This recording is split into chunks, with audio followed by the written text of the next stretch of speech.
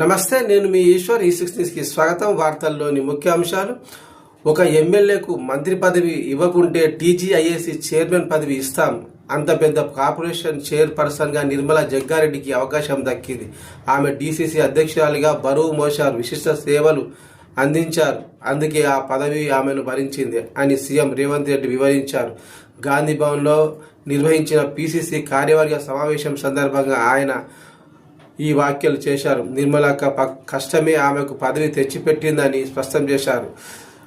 జగ్గారెడ్డి అక్కడే ఉన్నారు. సీఎం రేవంత్ రెడ్డి ఆయన వైపు చూస్తూ జగ్గారెడ్డి నాకు సైగ చేస్తున్నారు, తన కోట అంటున్నారు. కానీ ఇది జగ్గారెడ్డి కోట కాదు, ఆయనకేం సంబంధం లేదు.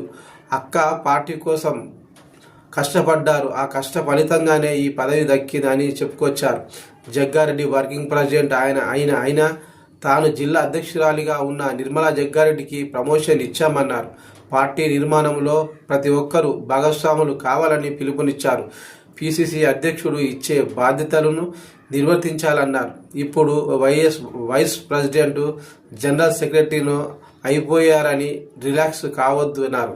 రాజకీయ జీవితం ఒక నల్లేరు మీద నడక అనుకోవద్దన్నారు. అందరం కలిసి పార్టీ పటిష్ట కోసం పనిచేద్దామన్నారు.